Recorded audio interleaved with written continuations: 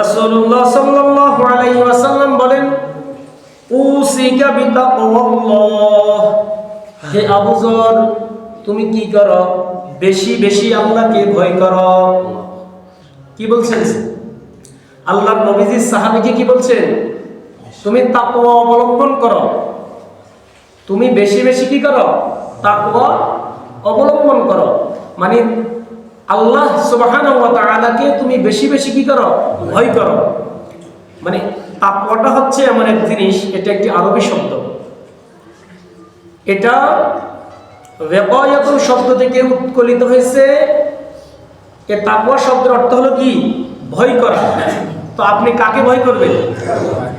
দুনিয়ার কোন রাজা বাদশাকে ভয় করলে হবে না, ভয় করতে হবে কাকে? আল্লাহ। আমরা তো আজকে অনেক ব্যক্তিকে ভয় করি, চেয়ারম্যান, মেম্বার, এমপি, মন্ত্রীকে অনেক ভয় করি, কিন্তু যে মহান রব আমাকে আপনাকে বানিয়েছে ওই মহান রবকে আমরা ভয় করি না। যদি ভয় করতাম তাহলে ফজরের সময় আমরা কি ঘুমিয়ে থাকতাম? যদি আমরা রবকে যদি ভয় করতাম তাহলে কি আমরা কি খাদ্যে ভেজাল দিতাম? যদি মহান রব্বুল আলামিনকে যদি আমরা ভয় করতাম তাহলে আমাদের ব্যবসা বাণিজ্য লেনদেনের মধ্যে কোনো দুই নম্বরই থাকতো না। তো এই জন্য আল্লাহর নবীজি জনাবে মুহাম্মদ রাসূলুল্লাহ সাল্লাল্লাহু আলাইহি সাল্লামকে বলছেন কি, হে আমার সাহাবী তুমি কি করো? তোমার অন্তরের মধ্যে বেশি বেশি আল্লাহর ভয় কি করো? সৃষ্টি করো। তোমার জীবনের প্রত্যেকটি ক্ষেত্রে তুমি কাকে প্রাধান্য দিতে হবে? আল্লাহর ভয়কে প্রাধান্য দিতে হবে। জীবনের সকল সেক্টরে, সকল মুহূর্তে, সকল অবস্থায় প্রাধান্য দিতে হবে কাকে? আল্লাহকে। তো আল্লাহকে যদি আমি ভয় করি, আল্লাহকে যদি আমি বুঝি যে আমি যে কর্ম করতেছি এটা দুই নম্বরই, এটা পৃথিবীর কেউ দেখে না, শুধুমাত্র কেবলমাত্র আল্লাহ সুবহানাহু ওয়া তাআলা দেখে, এমন একটা চিন্তা ভাবনা যদি আমার মধ্যে আসে তাহলে বুঝতে হবে আমার ভিতরে কিসের ভয় আছে? আল্লাহর ভয় আছে। তো আল্লাহর নবীজি সাহাবায়ে কেরামকে প্রথম কথা কি বললেন? যে তুমি কি করো? তাকওয়া অবলম্বন করো। তো তাকওয়া মানে কি? ভয় করা। কাকে ভয় করা? আল্লাহ সুবহানাহু ওয়া তাআলাকে ভয় করা। তাকওয়ার আরেকটা শব্দ হলো বিরত থাকা। তো আমি আর আপনি কিসের থেকে বিরত থাকবো? আল্লাহ রাব্বুল আলামিন আমাকে আপনাকে শরীয়তের যে সকল বিষয় নিষিদ্ধ করেছেন ওই নিষিদ্ধ কার্যকলাপ থেকে কি থাকতে হবে? বিরত থাকতে হবে। তাকওয়ার আরেকটি অর্থ হলো রক্ষা করা। আমি আর আপনি সর্ব অবস্থায় আল্লাহ রাব্বুল আলামিনের নিষিদ্ধ কাজ থেকে নিজেকে কি করতে হবে? রক্ষা করতে হবে। তো এই জন্য আল্লাহর নবীজি জনাবে মুহাম্মদ রাসূলুল্লাহ সাল্লাল্লাহু আলাইহি সাল্লাম কি বলছেন? তোমরা বেশি বেশি কি করো? তাকওয়া অবলম্বন করো। তোমার অন্তরের ভিতরে সর্ব অবস্থায় আল্লাহর ভয়কে কি করো? ফিট করো। এবার আল্লাহর নবীজি জনাবে মুহাম্মদুর রাসূলুল্লাহ সাল্লাল্লাহু আলাইহি ওয়াসাল্লাম বলেন, হে আবু যর শুনো, ফাইন্নাহু আযায়ানু লিআমরিকা কুল্লিহি, আবু যর শুনো, জীবনের সকল ক্ষেত্রে যদি তুমি তাকওয়াকে প্রাধান্য দাও, জীবনের সকল ক্ষেত্রে কোন জিনিসকে প্রাধান্য দিতে হবে? তাকওয়া, আল্লাহর ভয়কে আপনি প্রাধান্য দিতে হবে। তাহলে তোমার জীবনের সকল কর্ম সুন্দর হয়ে যাবে। সুবহানাল্লাহি ওয়া বিহামদিহি। আমরা যদি আমাদের জীবনের মধ্যে একটা মাত্র বিষয়কে যদি প্রাধান্য দিই তাহলে আমার আর আপনার জীবনটা কি হয়ে যাবে? সৌন্দর্যমণ্ডিত হয়ে যাবে। কারণ যে যত বেশি আল্লাহ সুবহানাহু ওয়া তাআলাকে ভয় করবে তার জীবন তত সুন্দর, তার কর্ম তত সুন্দর, তার হায়াত তত সুন্দর, তার জীবন পদ্ধতি তত সুন্দর, তার ব্যবসা বাণিজ্য তত সুন্দর। আর যার ভিতরে তাকওয়া নাই তার ব্যবসা বাণিজ্য সুন্দর নাই, তার জীবন সুন্দর নাই, পারিবারিক জীবন, সামাজিক জীবনটাও সুন্দর নাই, তার প্রত্যেকটা সেক্টরে বিশৃঙ্খলা। তাহলে আমরা আমাদের দৈনন্দিন জীবনে কোন বিষয়টাকে প্রাধান্য দিতে হবে? তাকওয়া। আল্লাহর নবীজি বললেন যদি তুমি তাকওয়াকে যদি প্রাধান্য দাও তাহলে তোমার জীবনের প্রত্যেকটা কর্ম কি হয়ে যাবে? সৌন্দর্য হয়ে যাবে। সুবহানাল্লাহি ওয়া বিহামদিহি। আল্লাহর নবীজির কথা শেষ না হতে হতে আবু যর গিফারি রাদিয়াল্লাহু তাআলা আনহু বলেন, ইয়া রাসূলুল্লাহ কুনতু জিদনি, হে আল্লাহর নবীজি আপনি আমাকে আরো বেশি উপদেশ দিন। আল্লাহর নবীজি বলেন, আলাইকা বিতিলাওয়াতিল কুরআনি ওয়া যিকরিল্লাহি আযজা ওয়া জাল্লা, হে আবু যর শুনো, তাকওয়ার পরে তুমি যে কাজটা করবে সেটা হলো সর্ব অবস্থায় কোরআনুল কারীম তেলাওয়াত করবে। ওয়া যিকরিল্লাহি আযজা ওয়া জাল্লা, সর্ব অবস্থায় তুমি জিকির করবে। সুবহানাল্লাহ। তাহলে আল্লাহর নবীজি একজন সাহাবীকে যে উপদেশ দিলেন, দ্বিতীয় উপদেশটা কি? যে তুমি কি করো? বেশি বেশি কোরআন তেলাওয়াত করো। তো আমরা যদি ভাবি যে কোরআন তেলাওয়াত করলে কি হবে, কারণ আল্লাহর নবীজি জনাবে মুহাম্মদ রাসূলুল্লাহ সাল্লাল্লাহু আলাইহি ওয়াসাল্লাম সুনান ইবনে মাজাহ কিতাবের 218 নম্বর হাদিসের মধ্যে বলেন, ইন্নাল্লাহা ইয়ারফা'ু বিহাদাল কিতাবি আকওয়ামা। নবীজি বলেন যে ব্যক্তি কোরআনুল কারীমকে তেলাওয়াত করবে, কোরআনুল কারীমকে জীবনের সকল ক্ষেত্রে প্রাধান্য দিবে, আল্লাহ রাব্বুল আলামিন তার মর্যাদাকে বৃদ্ধি করে দিবেন। তাহলে কোরআনুল কারীম তেলাওয়াতের মাধ্যমে মানুষের মর্যাদা কি হয়ে যায়? বৃদ্ধি পেয়ে যায়। আমার আর আপনার বয়স অনেক হয়ে গেছে, কিন্তু আমি আপনি কোরআনুল কারীমকে শক্ত করে ধরতে পারি না বিদায় আমি গ্রাম্য মানুষ, গ্রামের অঞ্চলে রয়ে গেছি। কিন্তু একটা জিনিস চিন্তা করেন, আপনি উপলব্ধি করেন, আপনার মস্তিষ্কে ভাবেন, তাহলে দেখবেন আসলে রাসূলের কথা সত্য। যে ব্যক্তি কোরআনুল কারীমকে শক্ত করে তেলাওয়াত করেছে, শক্তভাবে জীবনের মধ্যে ফিট করেছে, তার মর্যাদা কত বেশি বৃদ্ধি পেয়ে গেল। একটু ভাবুন যে আমাদের দেশের ছোট্ট ছোট্ট হাফেজে কোরআন, এরা কোরআনুল কারীমটাকে তেলাওয়াতের কারণে বিশ্বের বুকে তাদের নাম ছড়িয়ে গেছে কিনা? 8-10 বছরের বাচ্চা কোরআনুল কারীমকে এত আয়ত্ত করেছে, এই আয়ত্তের কারণে পৃথিবীর যে প্রান্তে গিয়েছে, যেখানে তেলাওয়াত করেছে, সেখান থেকে মর্যাদা নিয়ে ফিরে এসেছে কিনা? বয়স কত? 8 বছর 10 বছর। কিসের বদৌলতে? কোরআনের বদৌলতে। এই জন্য আল্লাহর নবীজি বললেন, হে আবু যর গিফারি, তুমি বেশি বেশি কি করো? কোরআনুল কারীম তেলাওয়াত করো। আর আল্লাহর নবীজি অপর এক হাদিসের মধ্যে বলেছেন, কোরআনুল কারীমের মাধ্যমে ব্যক্তির মর্যাদা কি হয়ে যায়? বৃদ্ধি পেয়ে যায়। এরপরে রাসূল সাল্লাল্লাহু আলাইহি ওয়াসাল্লাম কি বলছে? ওয়া যিকরিল্লাহি আযজা ওয়া জাল্লা, আর বেশি বেশি কি করো? জিকির করো। আমরা জিকির করিনি। আল্লাহর নবীজি জনাবে মুহাম্মদ রাসূলুল্লাহ সাল্লাল্লাহু আলাইহি ওয়াসাল্লাম হাদিস শরীফের মধ্যে জিকিরের পদ্ধতি বর্ণনা করেছেন কিনা? সুবহানাল্লাহ, আলহামদুলিল্লাহ, আল্লাহু আকবার, আস্তাগফিরুল্লাহ, সুবহানাল্লাহি ওয়া বিহামদিহি, সুবহানাল্লাহিল আযীম। এগুলা কি জিকির নয়? তো এই জিকিরগুলো আমরা করি না। কারণ আল্লাহর নবীজি আমাদেরকে যতগুলো বিষয় উপদেশ দিয়েছে, রাসূল সাল্লাল্লাহু আলাইহি সাল্লামের উম্মত আজকে প্রত্যেকটা বিষয় থেকে কি দূরে আছে। রাসূলের কথার সাথে উম্মতের আমলের বিপরীত। রাসূল যাই করতে বলেছে আমরা তাই করি না, আমরা তার উল্টোটা। আমাদেরকে বলছে কি করো? বেশি বেশি কোরআন তেলাওয়াত করো, বেশি বেশি জিকির করো, কিন্তু আমরা করি না। আর আল্লাহ রাব্বুল আলামিন কোরআনুল কারীমের মধ্যে এই জিকিরের ব্যাপারে কত সুন্দর করে বলছে যে ওয়াজকুর রাব্বাকা ফি নাফসিকা, তুমি কি করো? বেশি বেশি করে তোমার রবের জিকির করো। তাদাররুআন, সবিনয়ের মাধ্যমে। আপনি আপনার রবের জিকির কি লাফাই লাফাই করবেন, নাকি নম্রতা, ভদ্রতা, শান্ত সভ্যতার মাধ্যমে করবেন? হ্যাঁ, এবার এই জন্য আল্লাহ রাব্বুল আলামিন বলতেছে তাদাররুআন, সবিনয়ের মাধ্যমে। হ্যাঁ, তুমি কি করো? রবের জিকির করো। ওয়া খিফাতান, এবং ভয়ের মাধ্যমে, ভয় রেখে রেখে তুমি কি করো? রবের জিকির করো। দুনাল জাহরি, আর এই জিকিরটা তুমি প্রকাশ্যও করতে পারো। মিনাল কওলি, এবং তুমি গোপনেও করতে পারো। বিল গুদুবি ওয়াল আসাল, ইচ্ছা করলে বান্দা তুমি আল্লাহর জিকিরটা সকালবেলাও করতে পারো, সন্ধ্যাবেলাও করতে পারো। তবে ওয়ালা তাকুম মিনাল গাফিলিন, খবরদার বান্দা তুমি আল্লাহর জিকির থেকে কি হইও না? গাফিল হইও না। তাহলে আল্লাহর নবীজি হাদিস শরীফের মধ্যে আমাদেরকে নির্দেশ দিলেন কিসের জন্য? বেশি বেশি তেলাওয়াতের জন্য এবং বেশি বেশি জিকির করার জন্য। আল্লাহর নবীজি জনাবে মুহাম্মদ রাসূলুল্লাহ সাল্লাল্লাহু আলাইহি ওয়াসাল্লাম অপর একটা হাদিসের মধ্যে বলেন,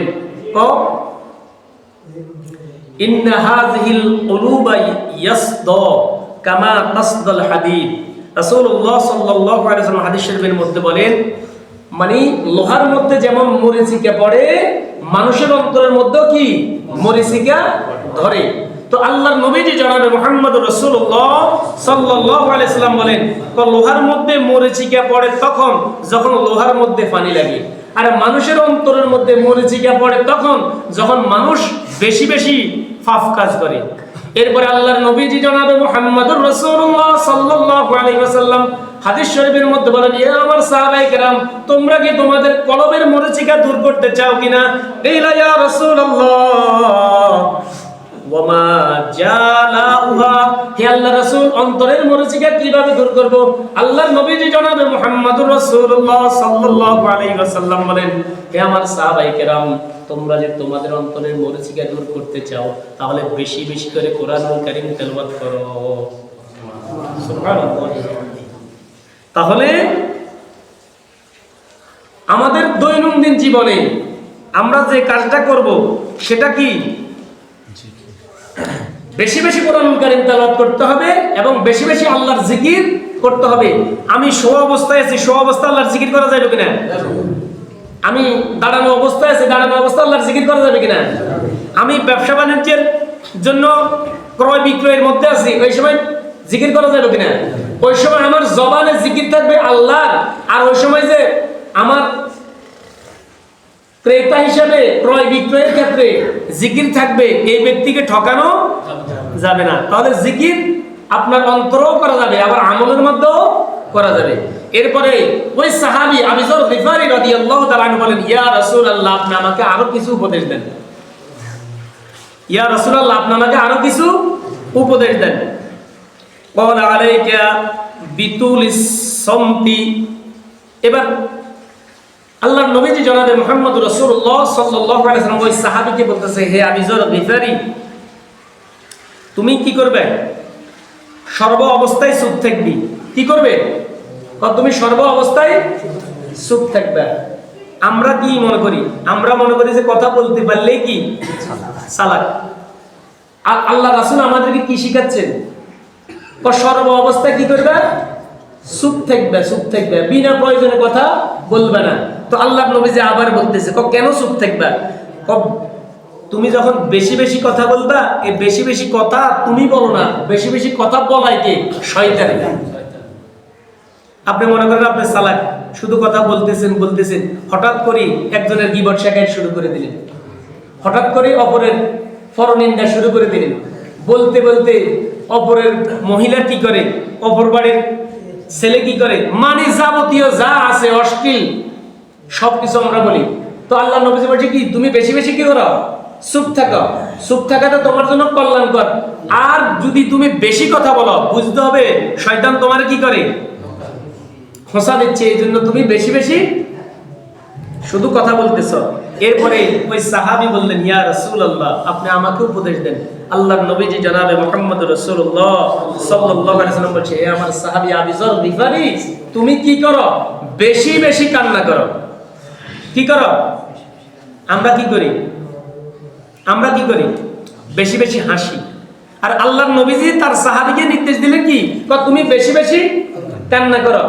এরপরে আল্লাহর নবীজির জনাবে মুহাম্মদুর রাসূলুল্লাহ সাল্লাল্লাহু আলাইহি ওয়াসাল্লাম বলেন, ফাইন্নাহু ইউমিতুল কলবি, হে আবু যর গিফারী, তুমি যদি বেশি বেশি হাসো তাহলে তোমার অন্তর মরে যাবে। কি? অধিক হাসার কারণে কি হয়ে যায়? আমাদের অন্তর, আমাদের কলব, আমাদের দিল মরে যায়। এটা আমরা বলতে পারি না। আর আল্লাহর নবীজি বলছে যে কি, অধিক হাসার কারণে মানুষের কলব নষ্ট হয়ে যায়, কলব মৃত্যুবরণ করে। ওয়ায়ুযহিবু বিনুরি ওয়াজহিহি, ব্যক্তির চেহারা থেকে উজ্জ্বলতা নষ্ট হয়ে যায়। নাউযুবিল্লাহি মিন যালিক। তার মানে কি, আমরা আমাদের হায়াতের জিন্দেগিতে প্রয়োজনের অতিরিক্ত কথা, ওর কথা বলেন না, প্রয়োজনের অতিরিক্ত কথা বলবো না। এরপরে হযরত আবু যর গিফারী রাদিয়াল্লাহু তাআলা আনহু বলেন, ইয়া রাসূলুল্লাহ, আপনি আমাকে আরো বেশি উপদেশ দেন। এবার রাসূলুল্লাহ সাল্লাল্লাহু আলাইহি ওয়াসাল্লাম বলেন, লা তাখাফ ফিল্লাহি লাওমাতা লাইমিন। এটা শুনেন, আমরা তো মনে করি যে লোকে কি বলবে, এটা বলিনি। যেটা আমার মস্তিষ্কে কম ধরে, আমরা মনে করি কি পাশের বাড়ির ভাইয়া কি করবো, গ্রামের হুজুরে কি করবো, এটা বলি কিনা। আল্লাহর নবীজি সাহাবায়ে কেরামকে নির্দেশ দিতেছে, হে সাহাবী শোনো, আল্লাহর ব্যাপারে যদি কোনো ব্যক্তি তিরস্কার করে, এমন আছে না, আপনি নামাজ পড়েন, আরেকজনকে নামাজের উপদেশ দেন, আরেকজন আপনি তিরস্কারি শুরু করে দিছে, পুরো ৩৫ বছরে হারানো আজকে আরেকজনের নামাজের দাওয়াত দেয়, বলে কিনা। আল্লাহর নবীজি জনাবে মুহাম্মদ রাসূলুল্লাহ সাল্লাল্লাহু আলাইহি সাল্লাম দ্বীনের দাওয়াত দিছে কিনা। মক্কার কাফের মুশরিকরা কি আল্লাহর নবীজিকে নিয়ে হাসি ঠাট্টা মশকরা করছে নাকি বাহবা দিছে? হাসি ঠাট্টা করছে না। তো আল্লাহর নবীজি তার সাহাবায়ে কেরামকে উপদেশ দিচ্ছে, হে সাহাবী, তুমি যখন দ্বীনের ব্যাপারে, আল্লাহর ব্যাপারে কোনো কাজ করবে, মানুষ তোমারে তিরস্কার করবে, তুমি ওই তিরস্কারের পরোয়া করিও। এখন আমরা কি করি, কাজ সত্য, কাজ ভালো, কিন্তু আরেকজনে করে না, আমি করলে আমার নিয়ে আসবো, এই জন্য আমি করি না। কথা বুঝেন নাই?